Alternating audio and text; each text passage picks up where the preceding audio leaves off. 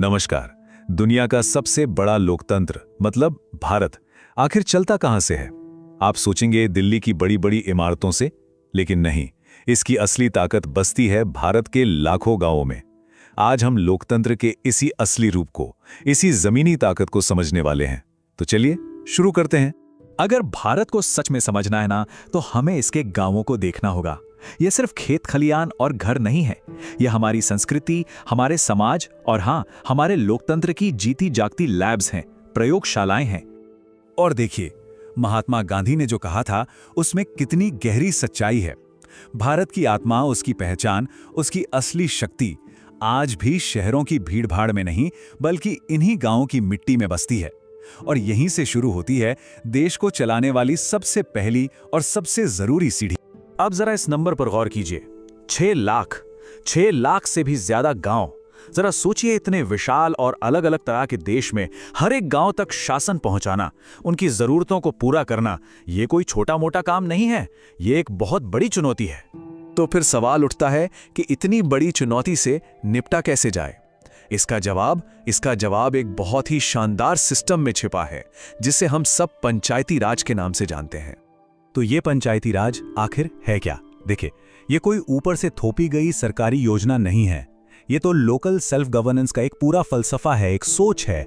इसका सीधा सा मतलब है एम्पावरमेंट, यानी गांव के लोगों को ही ये ताकत देना कि वे अपनी समस्याएं खुद पहचानें, बैठकर उन पर बात करें और उनका हल भी खुद ही निकालें। और ये जो सिस्टम है ना, ये सिर्फ एक लेवल पर काम नहीं करता। इसे बड़ी खूबसूरती से 3 अलग अलग लेवल या परतों में बनाया गया है, ताकि गांव से लेकर जिले तक हर जगह शासन ठीक से पहुंच सके। चलिए इन 3 लेवल्स को थोड़ा और करीब से देखते हैं। सबसे नीचे इस पूरे सिस्टम की बुनियाद है ग्राम पंचायत। ये सीधे गांव के मसलों को देखती है, जैसे पीने का पानी, गली की सफाई, स्कूल की बिल्डिंग। फिर उसके ऊपर आता है ब्लॉक लेवल, जहां पंचायत समिति होती है। ये कई ग्राम पंचायतों के बीच एक पुल का काम करती है। और फिर सबसे टॉप पर है जिला परिषद, जो पूरे जिले के लिए बड़े बड़े प्लान बनाती है, जैसे सड़कें, अस्पताल और दूसरे विकास के। चलिए अब जरा और जूम इन करते हैं और इस पूरे सिस्टम की बुनियाद पर चलते हैं, जहां लोकतंत्र अपने सबसे सीधे और सबसे जीवंत रूप में नजर आता है, यानी कि गांव में। मान लीजिए एक आम सा गांव है, नाम रख लेते हैं लक्ष्मणपुर। अब यहां लोगों की रोज की दिक्कतें क्या हैं? भाई, खेतों में सिंचाई के लिए पानी चाहिए, बारिश में जो मेन सड़क टूट गई है उसकी मरम्मत करानी है, बच्चों के स्कूल की देखभाल करनी है। ये सब सुनने में शायद छोटी छोटी बातें लगें, पर गांव की जिंदगी के लिए ये बहुत जरूरी हैं। तो सवाल ये उठता है कि क्या इन छोटी छोटी चीजों के लिए भी गांव वालों को राजधानी के चक्कर काटने पड़ेंगे? नहीं, बिल्कुल नहीं। इसका हल कहीं बाहर नहीं, उनके अपने गांव के अंदर ही है। और वो हल है ग्राम सभा। अब ये कोई चुनी हुई कमेटी नहीं है, समझिए, ये तो गांव के हर एक वोटर की अपनी सभा है। लोकतंत्र का इससे ज्यादा सीधा और खरा रूप शायद ही कहीं देखने को मिले।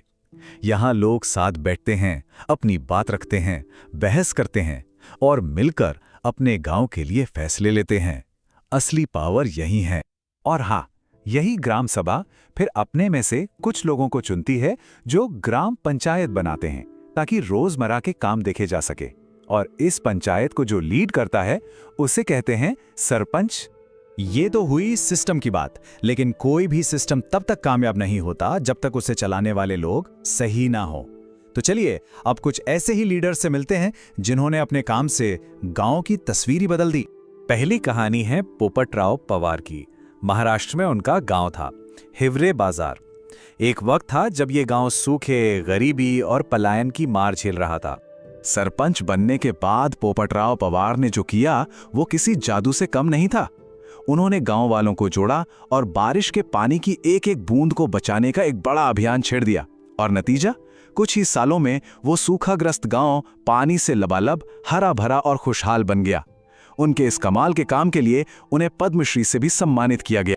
और पोपटराव अकेले नहीं है, ऐसी कहानियां पूरे देश में बिखरी पड़ी हैं। जैसे मध्य प्रदेश की वंदना बहादुर मेहता, जिन्होंने समाज की सोच को चुनौती दी और महिलाओं को शिक्षा और साफ सफाई के लिए आगे लाईं। या फिर महाराष्ट्र के ज्ञानेश्वर कामले, एक ट्रांसजेंडर सरपंच, जिन्होंने ये साबित कर दिया कि सेवा करने का जज्बा किसी भी पहचान से बहुत बड़ा होता है। लेकिन कहानी यहीं खत्म नहीं होती। ये सिस्टम रुका हुआ नहीं है, ये लगातार बदल रहा है, इवॉल्व हो रहा है।